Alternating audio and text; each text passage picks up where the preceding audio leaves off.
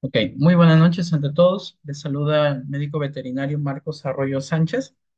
En esta oportunidad se me ha encargado poder dar el tema acerca del parasitismo en caninos y en felinos. Ok, tenemos que conocer algo acerca de este tema ya que es de mucha relevancia dentro de la clínica diaria, en las consultas clínicas, dentro de una veterinaria.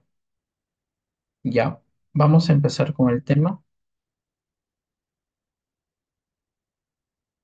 Ok, un segundo.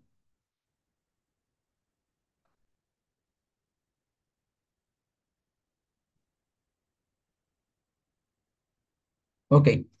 En primer lugar, tenemos que saber acerca de qué es el parasitismo. Bueno, el parasitismo en perros y en gatos es un problema de salud muy común dentro de la clínica diaria, como lo había mencionado, ¿no? Donde muchos organismos, ¿no? Parásitos van a invadir a expensas de estos animales, ¿no? En este caso a expensas del perrito y del gatito, ¿no? Causando incomodidades, por ejemplo, en parásitos externos, por ejemplo, la,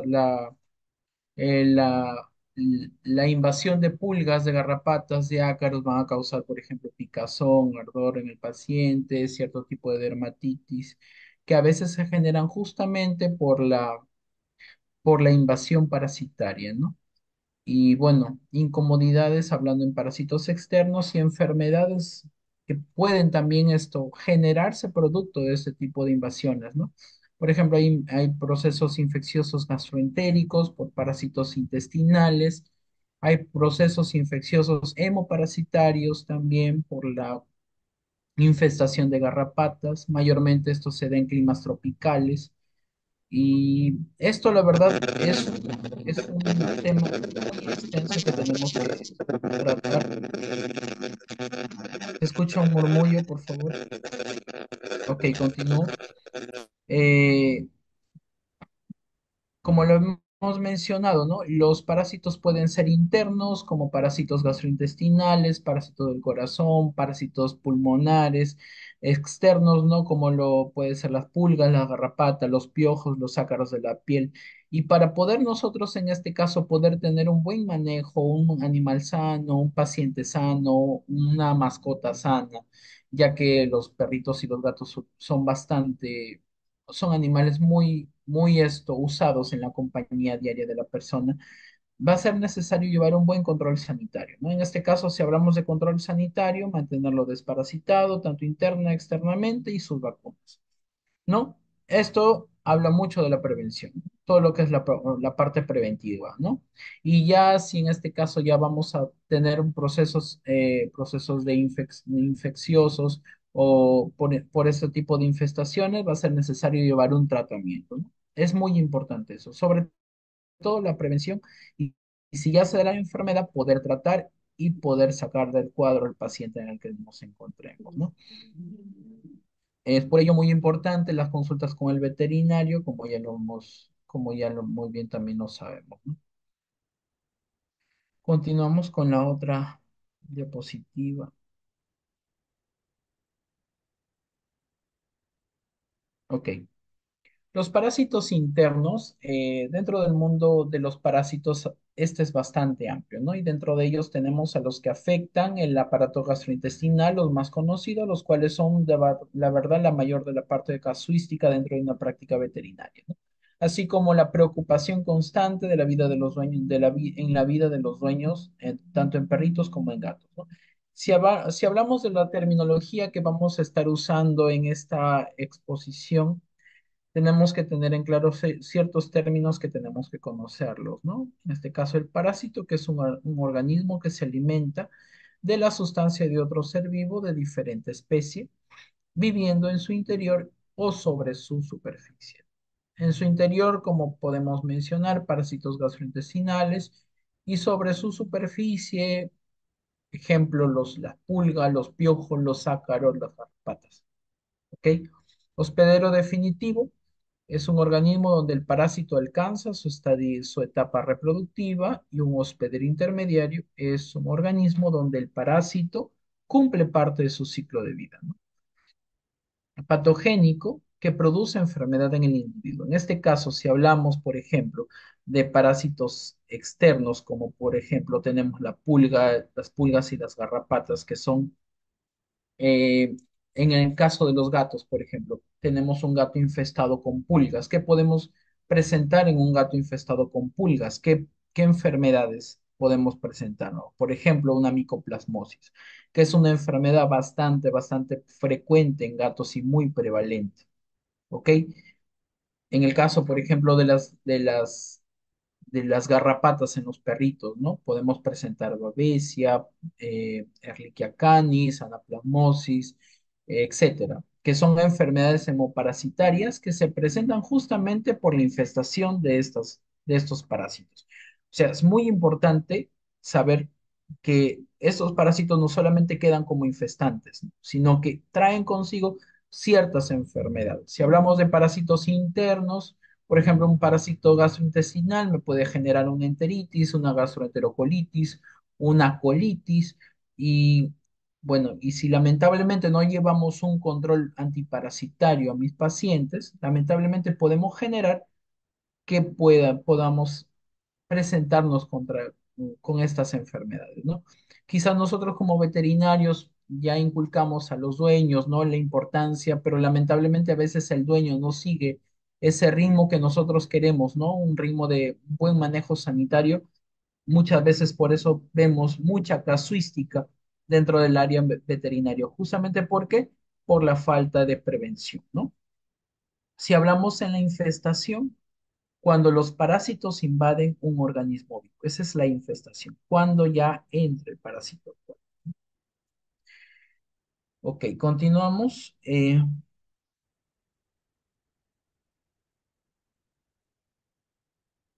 Los nematodes, vamos a hablar ahora de los parásitos internos. Vamos a empezar hablando por los nematodes. Ok, los nematodos.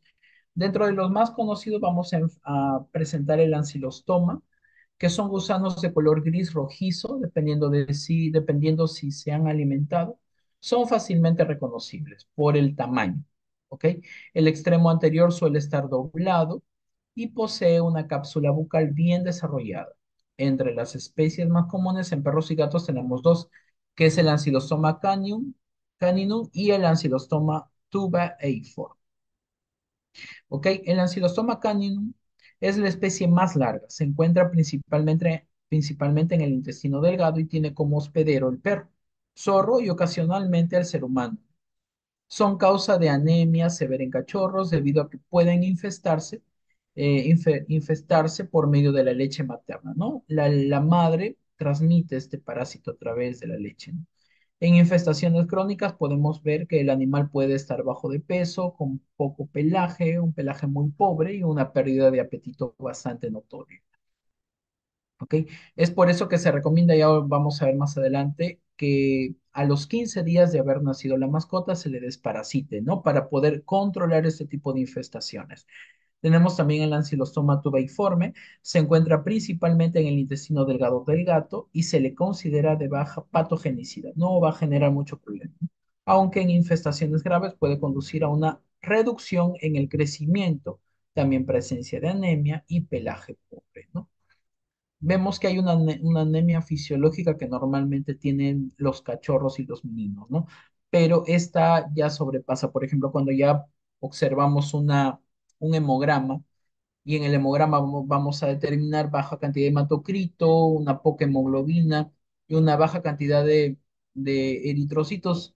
Ahí vamos a ver justamente de que si los tres combinan juntos, es porque justamente podemos sospechar también como una enfermedad probable que esté generando en este caso una infestación por ancilostoma. ¿Ok? Aquí tenemos unas fotos de ellos, acá como lo hemos mencionado son largos y en la parte última son medios curvos. Aquí un Ancylostoma caninum y acá tenemos una micrografía electrónica de barrido de extremo anterior de un Ancylostoma caninum con el excolex, ¿no? Con la cabecita que tenemos acá. Este es su excolex. ¿Ok? Vamos a ver acá también Strongyloides, que es otra especie de parásito que también se presenta en el canen.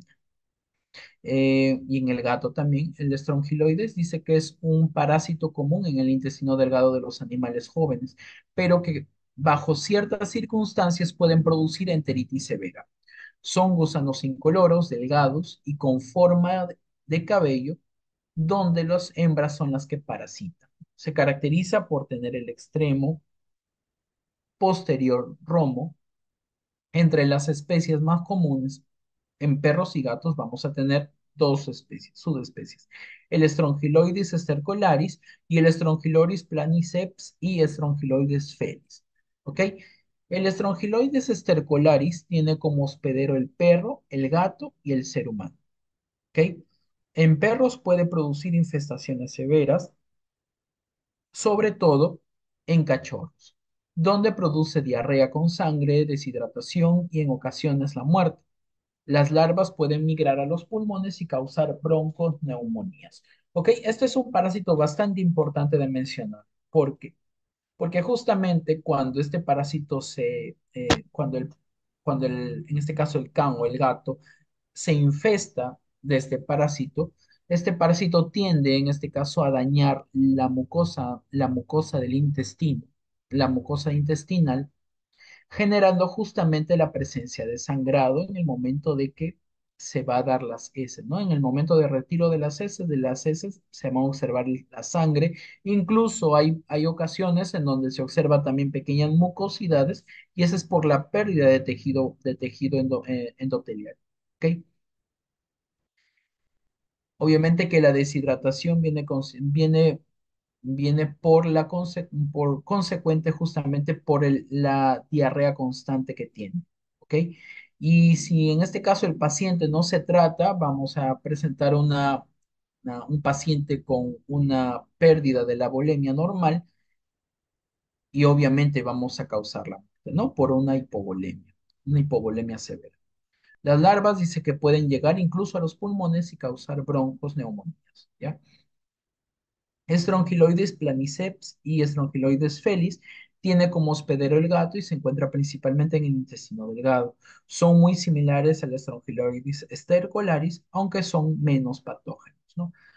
Aquí los animalitos más frecuentes a tener o más sensibles a tener a crear una patogenicidad a este parásito es justamente el perro. ¿Ok? Ya hemos mencionado cuáles son los signos clínicos.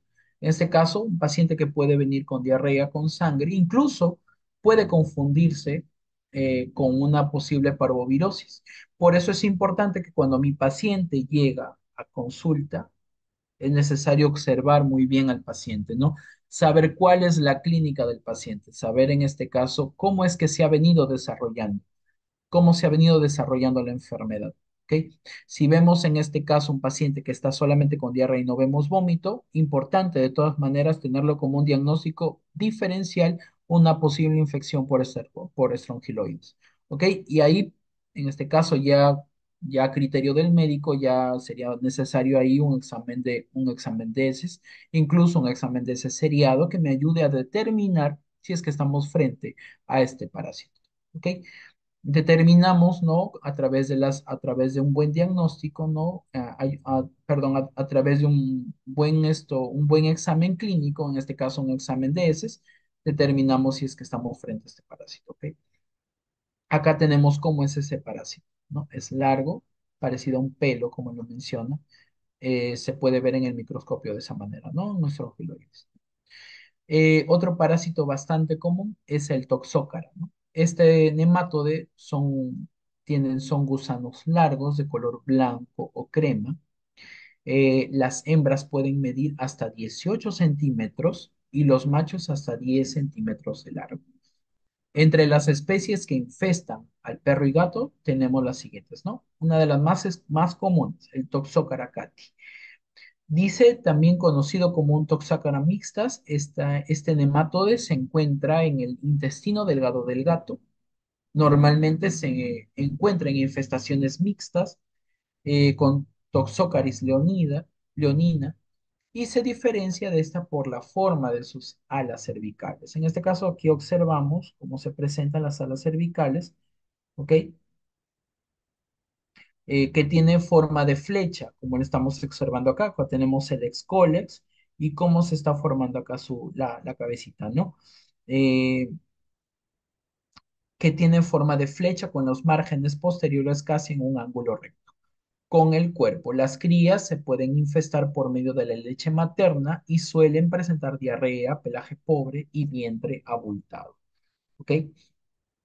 Hemos visto, creo, muchas veces a cachorritos que nos llegan, por ejemplo, están flaquitos y tienen un abdomen bastante hinchadito, ¿no? Eh, y esto es a veces causa, en su mayoría, de esta infestación de toxócara, ¿no?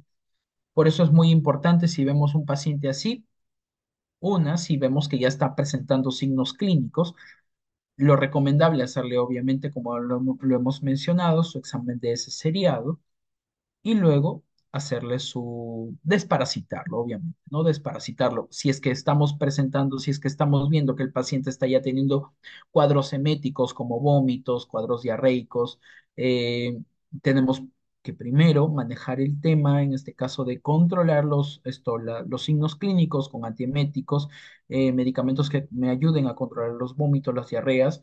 Si vemos que el paciente está haciendo cuadros febriles, podemos incluso ayudar con antibióticos.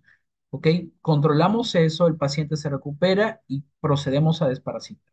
Procedemos a desparasitar. ¿Ok? Acá tenemos Profesor, otra imagen. disculpe que le interrumpa la clase. Quiero hacerle una pregunta. ¿Ok? ¿Qué Claro. pasa, por ejemplo, yo llevo a mi perro a un veterinario, ya sano, mi perrito tiene 45 días de nacido y lo desparasitan con un jarabe, gotitas oral. Y mi Ya. perro, le llevo en la mañana y en transcurso de la tarde me comienza a hacer diarrea. ¿A qué se debe? A ver. Me mencionan que las preguntas son al final, pero te voy a responder de manera rápida, ¿ya? Bueno, a veces puede estar relacionado justamente porque ya la infestación del parásito está ahí y está generando cuadros patógenos. ¿Ok?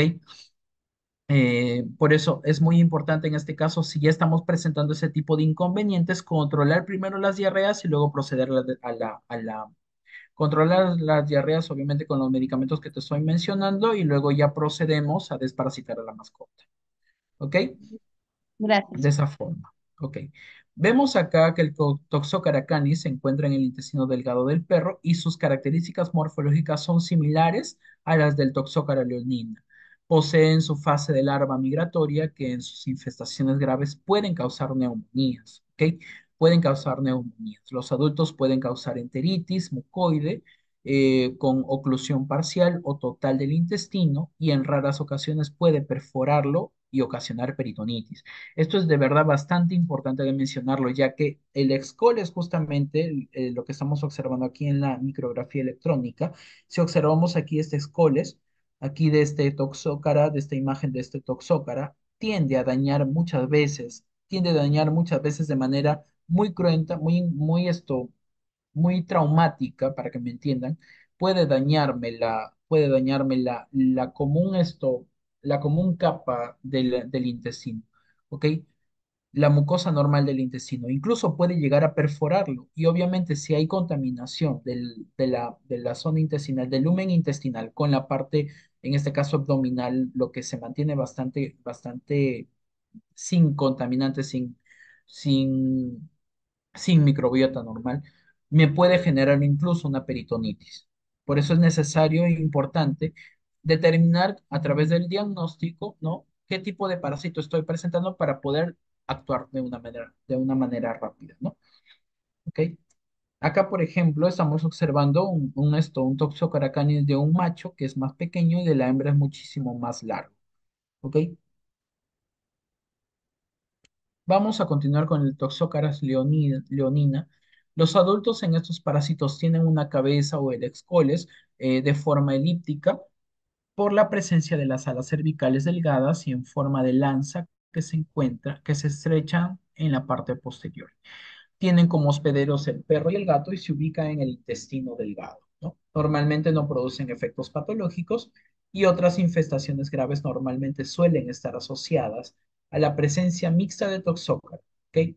donde puede causar la obstrucción del intestino delgado. Esto es bastante necesario saber, ya que hay pacientes que incluso me pueden estar haciendo infestación por dos tipos de parásitos. En este caso, puede ser un parásito, un Toxocara leonina con un Toxocara canis. Ambos pueden estar infestando y pueden generar cuando ya está demasiado infestado el paciente, está lleno de este tipo de parásitos ya adultos que son bastante grandes, como lo hemos visto, pueden llegar a medir bastantes como acá lo hemos visto, pueden llegar a medir hasta 18 centímetros las hembras y 10 centímetros los machos, ¿ya? Y puede incluso generar una obstrucción intestinal.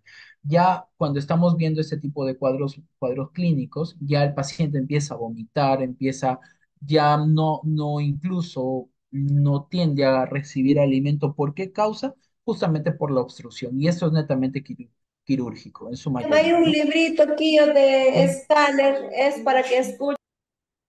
Vamos a continuar. Toxocaraleonina, ya lo hemos mencionado. Ahora vamos a hablar de otro tipo de nematodas, ¿ok? Tenemos otro más conocido que es la Urcinaria estenocéfala. Se puede encontrar en el intestino delgado del perro y del gato y otros caninos y felinos. Los gusanos adultos se caracterizan porque tienen una cápsula bucal grande, como lo estamos observando acá, en forma de embudo con un par de placas quitinosas. Puede causar hipoalbuminemia y anemia, diarrea, anorexia y letargo en cachorros gravemente infestados. ¿Cómo podemos hablar de esto? Ok, puede causar hipoalbuminemia, ¿no? La albumina es justamente una proteína que se sintetiza a nivel hepático, ¿ok? ¿Y cómo podemos incluso diagnosticar cuando, por ejemplo, se le hace un perfil hepático renal al paciente y estamos viendo que las proteínas totales están bajas y la albumina está baja? Y obviamente cuando las proteínas están bajas, no vamos incluso a generar un buen metabolismo farmacológico. ¿Y por qué pasa justamente esto? Una de las causas es justamente, como lo estamos mencionando acá, por la infestación de Ursinarias sinocéfala. ¿Ok? Los gusanos adultos dice que se caracterizan por tener una cápsula bucal grande en forma de embudo con un par de placas quitinosas. Puede causar hipoalbuminemia, como lo estoy mencionando, ¿no? Anemia, diarrea, justamente por la infestación de este parásito. La anorexia, el paciente tiende a adelgazar de manera de manera muy notoria, y el letargo, ¿no? El decaimiento, la inapetencia del paciente, ¿no? ¿Ok? Tenemos acá otro que es el genostoma spinigerum. Son gusanos de cuerpo grueso que se encuentran principalmente en el estómago de los gatos, perros, de los humanos también y varios carnívoros. Posee un bulbo cefálico hinchado con filas transversales de ganchos. Es bastante patógeno y en gatos puede ser mortal si se infesta. Acá justamente tenemos acá una larva de Genostoma spinigerum, ¿ok? Dice que en los gatos esto es mortal y hay que tener mucho cuidado con la infestación en gatos, ¿no? Acá tenemos el excoles, la cabeza, el cuerpo y la colita, ¿no? Tenemos acá otro nemato de más. Tenemos el Oyulanus tricupis. Este nematode puede encontrarse principalmente en el estómago de los gatos. Se caracteriza por la forma espiralada, ¿no? Como estamos observando acá, forma espiralada. Acá tenemos una larva de Oyulonatus tricupis en forma de corte transversal, ¿ok? Se te caracteriza por la parte espiralada de la cabeza, como estamos observando acá. Las infestaciones intensas pueden inducir una gastritis catarral grave y vómitos. ¿Ok? ¿Cómo se presenta esto? El vómito constante, la gastritis obviamente puede incluso confundirse con otras enfermedades, por eso es muy importante diagnosticar, es demasiado importante. ¿Ok? A través de los exámenes clínicos, como lo estamos mencionando ya, los importantes tomar las heces y estudiarlas y de alguna manera vamos a llegar a algo. Ya, vamos a llegar a algo. Ya, y con ello determinamos ya el problema, desparasitamos a la mascota y automáticamente todos los signos clínicos que hemos visto se van. ¿Ok?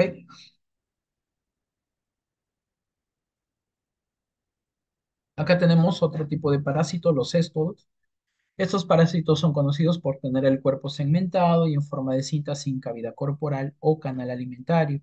Los segmentos se conocen como proglótides y cada uno es hermafrodita, ¿no? Se pueden reproducir por sí mismos, con uno o dos juegos de órganos reproductivos. La longitud de sus especies varía desde unos pocos milímetros hasta varios metros. Uno de ellos tenemos el Diffilidium caninum, que es bastante conocido y muy común dentro de la clínica diaria, también conocido como tenia de semillas de pepino. Se puede encontrar en el intestino delgado de los perros y gatos. Es mucho más corto que el del género Tenia y su proglótide es fácilmente reconocible debido a que se alarga como un grano de arroz o una semilla de pepino. Si ustedes han visto, hay parásitos que justamente salen pequeñitos, ¿no? Y uno dice, no, a veces se confunde con otra cosa, ¿no? ¿Qué pues es un cesto? Es una pequeña parte del cuerpo segmentado del parásito, ¿no? Las pulgas cumplen la función de reservorios, por lo que tienen un papel importante en la transmisión de este cesto. El adulto no es patógeno y se puede tolerar la presencia de cientos de estos parásitos sin efecto clínico. Cuando se desprenden los segmentos y se arrastran desde el ano, pueden causar cierta incomodidad y comezón en la zona del perineo. ¿Cómo lo vamos a observar acá? Por ejemplo, acá. Esto es el proglótido. Cada segmento que ve usted de este parásito es justamente un proglótido, ¿no? ¿Y cómo se va desprendiendo proglótido por proglótido? Se va desprendiendo y ahí es donde a veces hemos observado este tipo de presentaciones en este caso, de un canino, ¿no? Y justamente se ve así y el canino está como tratando de rascarse o arrastrando, en este caso, su ano, rascando su ano en el suelo donde se encuentre, y eso justamente que genera una inflamación de la zona anal, ¿no? Del conducto. Ya, como nos damos cuenta, todo al final conlleva algo, ¿no? Y acá tenemos, por ejemplo, una micrografía electrónica de cómo es que se observa cada proglótido, ¿no? Acá tenemos, por ejemplo, para que lo observe. Tenemos también una tenia. Los miembros de este género son tenias grandes que incluyen varias especies. La diferenciación se basa normalmente en el tamaño de las coles, el tamaño del rostelo, número de ganchos y en la morfología del sistema genital dentro de los proglótidos maduros. Entre las especies que encontramos en el perro y gato tenemos la tenida típica, eh, que se puede encontrar en el intestino delgado del perro donde normalmente son asintomáticos, ¿no? Hay pacientes que incluso están infestados, pero aparentemente no hay signos clínicos, ¿no? Que me sugieran un problema parasitario. Pero en infestaciones graves, como lo estamos viendo acá, puede haber signos como diarreas, dolores abdominales y prurito anal, ¿no? Tenemos también el tenio ovis, se puede encontrar en el intestino delgado del perro, en infestaciones graves puede causar malestar y diarrea en perros jóvenes. Tenia teniforme se puede encontrar también en el intestino delgado del gato. Las tenias adultas tienen poca importancia patogénica y las infestaciones suelen ser subclínicas en el gato. ¿Ok?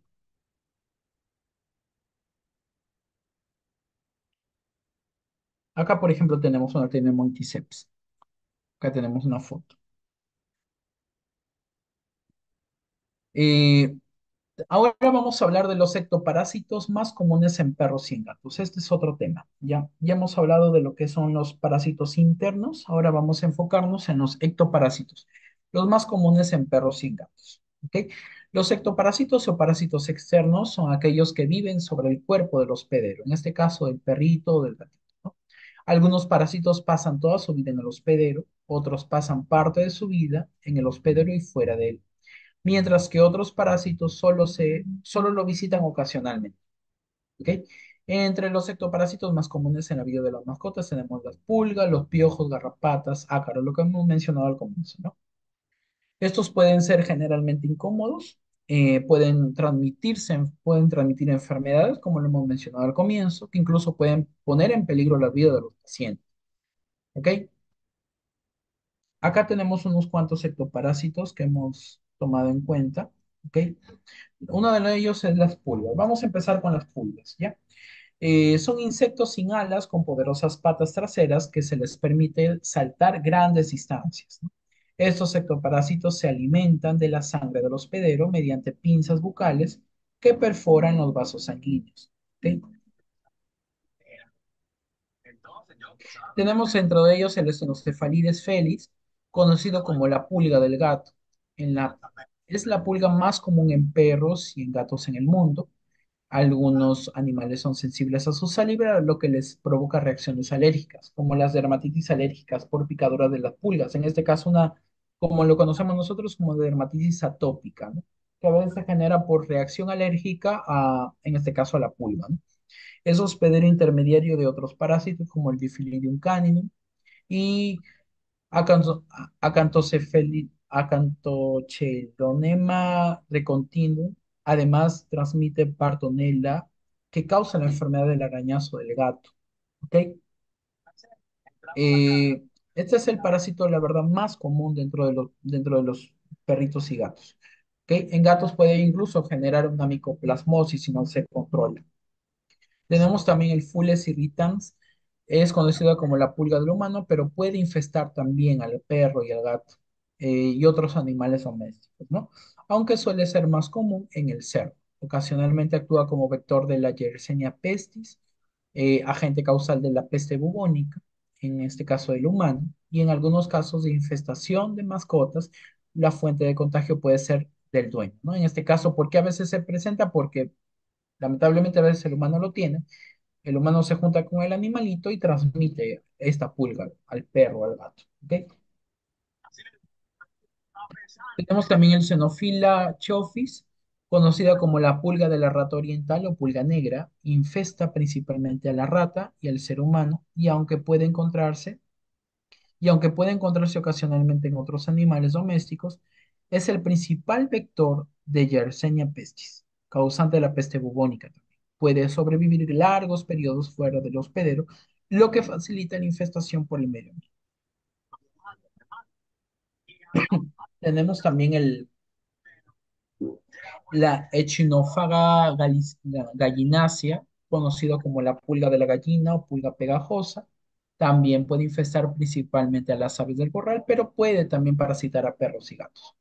Acá tenemos, por ejemplo, una imagen de ella. Por lo general, en estos animales, las pulgas pegajosas se encuentran alrededor del margen del oído externo y ocasionalmente entre las almohadillas de los dedos de las patas. Las hembras se adhieren al sitio del alimento, lo que provoca inflamación y ulceración de la zona afectada, lo que conduce a una infección bacteriana secundaria. O sea, puede generar incluso una infección bacteriana producto de la contaminación con esta pulga. Tenemos también la.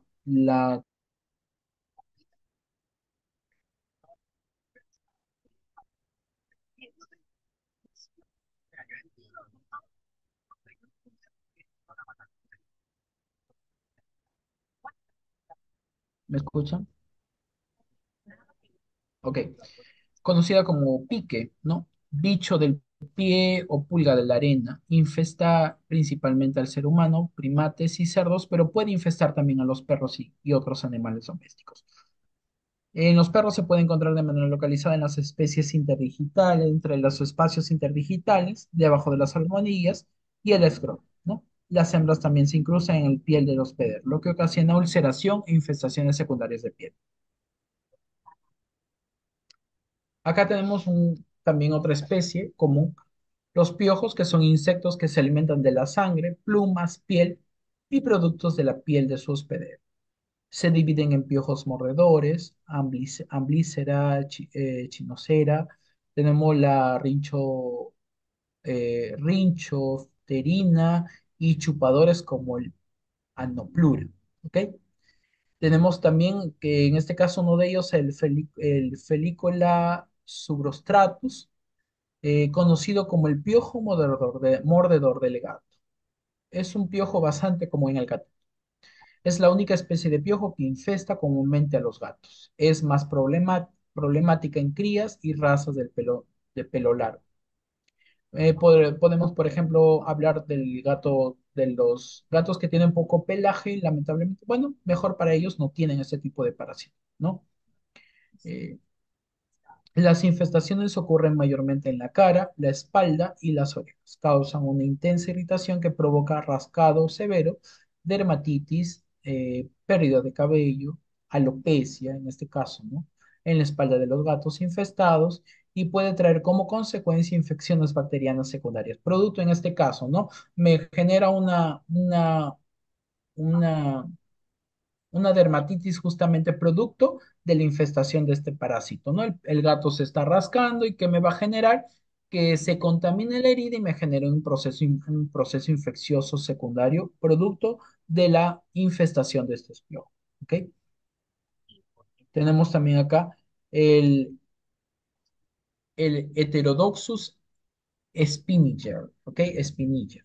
Infesta a los perros y otros carnívoros y puede ser encontrado en cualquier parte del cuerpo del hospedero. Es un piojo mordedor que a menudo aparece asociado a otras alteraciones de la salud como parasitismo interno, enfermedades infecciosas y desnutrición.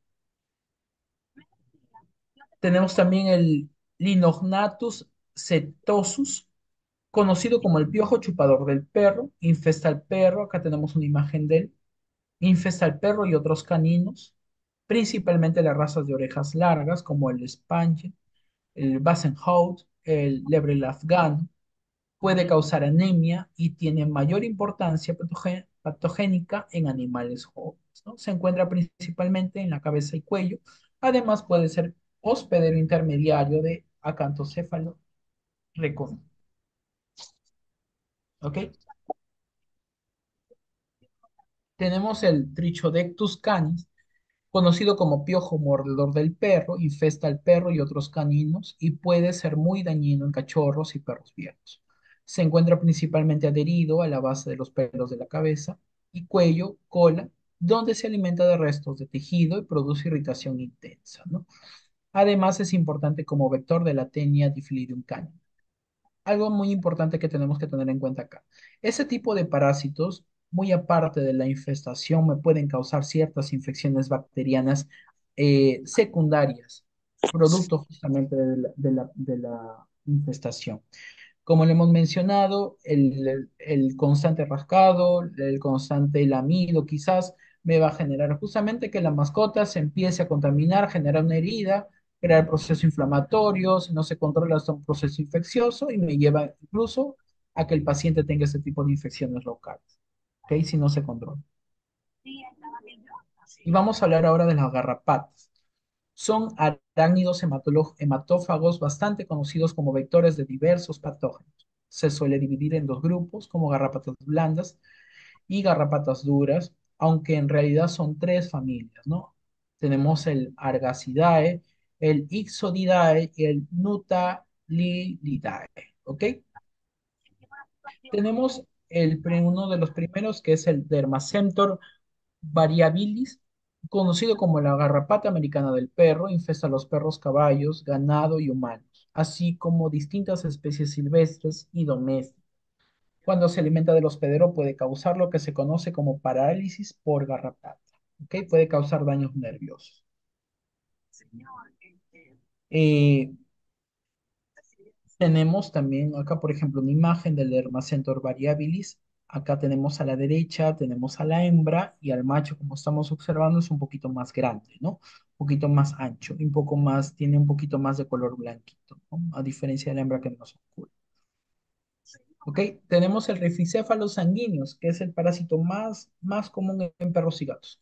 Conocida como la garrapata marrón del perro, garrapata de la perrera, puede causar infestar tanto en mamíferos y aves y en perros se encuentra a menudo en las orejas y entre los dedos de las patas, mientras que las etapas inmaduras prefieren el cuello, responsable de la transmisión de Babesia y Ehrlichia canis. ¿Ok? Este ectoparásito es el más común si nosotros nos abocamos a a la parte norte del Perú, eh, eh, que es, que, que es muy común por tener un clima bastante tropical. eh, vamos a presentar ese tipo de parásitos, este tipo de parásitos. Y si al paciente, en este caso al perrito sobre todo, no lleva un control sanitario, no hay un control con antiparasitarios externos, lamentablemente vamos en este caso a generar que el paciente se infeste y pueda generarme este tipo de infecciones hemoparásitas, ¿no? Hemoparasitarias, ¿no? Como en este caso hemos mencionado acá, como la babesia y la ehrlichia. Tenemos otra como la anaplasmosis, que también es otra enfermedad bastante común, ¿ok? Piroplasmosis también, enfermedad de Lyme también, que es también muy común también. Tenemos también el otovirus Megnini, conocida como la garrapata espinosa del oído. Normalmente infesta animales domésticos, incluyendo los perros y gatos, pero también puede infestar a los humanos. Las larvas y ninfas se alimentan en el canal del oído externo del hospedero, lo que le produce una severa inflamación y un exudado seroso en los canales auditivos, ¿no? Puede relacionarse incluso o puede confundirse incluso con una otitis, ¿no? Eso trae como consecuencia infecciones bacterianas secundarias que pueden extenderse hasta el canal auditivo, como lo hemos mencionado, ¿no? Una otitis, que es una otitis secundaria a este tipo de infestaciones, ¿no? En ocasiones el rascado, producto de la molestia, puede perforar el tímpano, ¿ok? Tener cuidado, por eso es muy importante la observación, porque, por ejemplo, veo un paciente que me está rascando, generando ese tipo de cuadros clínicos, hasta lo podemos confundir con otro tipo de enfermedades, ¿no? Porque las otitis en su mayoría son secundarias a problemas de piel, ¿ok? Por eso es necesario siempre la observación y un buen manejo clínico. ¿Ok? Acá tenemos a los ácaros, ¿no? Los ácaros son arácnidos donde la mayoría son relativamente específicos del huésped, habitan en la piel de mamíferos y aves donde se alimentan de la sangre, linfa, restos de piel y secreciones sebáceas, los cuales ingieren mediante la punción de la piel escarbando en la superficie, ¿no? Esto es uno de los, la acarosis es uno de los, este tipo de parásito, ¿no? Puede generarme problemas bastante comunes, ¿no? En los perritos, ¿no? Me puede generar incluso descamación de la piel, problemas de alopecias locales, ¿no? Producto justamente de la infestación de este parásito, ¿no? Tenemos la Sheilettiella blakei, que es una especie de este ácaro. Se encuentra en el gato y no suele ser muy patógeno. Es más común en gatos jóvenes y de pelo largo y normalmente infesta el rostro. Se transmite fácilmente a los humanos, donde causa irritación, prurito intenso, bastante rascado, y el diagnóstico positivo normalmente está asociado a un historial de erupción cutánea del dueño. ¿Ok? Tenemos también aquí el Cheiletiela yasguri, que es otro tipo de ácaro. Este se encuentra en el perro y es más común en aquellos que son jóvenes de pelo corto. Aunque muchos actúan como hospederos asintomáticos, normalmente infesta la cabeza y el lomo, pero puede encontrarse en otras zonas del cuerpo. Se transmite fácilmente a los humanos, incluso el mínimo contacto, causando irritación, bastante escozor, y el diagnóstico positivo normalmente se asocia, ¿no? Al historial de erupción cutánea del dueño, ¿no? Cuando observamos que el dueño del perrito está teniendo ese tipo de erupciones cutáneas, bastante irritación, podemos sospechar que es producto justamente de una infestación de ácaro en el perrito, ¿ok? Onodectes sinotis, conocida como el ácaro del oído, se encuentra en el perro y gato y otros mamíferos pequeños. Normalmente infesta en el conducto auditivo externo, pero puede infestar otras zonas como la cabeza y el lomo, ¿no? La punta de la cola y patas. El oído en animales infestados se puede encontrar inflamado y húmedo con el sudado marrón. Hay que tener mucho cuidado porque, bueno, en mi experiencia, en mi práctica diaria, ha habido casos que este tipo de infección justamente en la parte del oído, perdón, en la infestación, perdón, en el oído me puede confundir con una malacesia, producto justamente del exudado marrón y oscuro. Por eso es importante, en este caso, si yo voy a hacer una, un estudio de un paciente que me llega, por ejemplo, con una otitis, le hago en este caso puede incluso hacerle una citología, y si no observo, por ejemplo, malacesia y veo que mi paciente no ha sido desparasitado, lo puedo asociar con ese tipo de ácaro, ¿no? Como un odontodeictesinotis.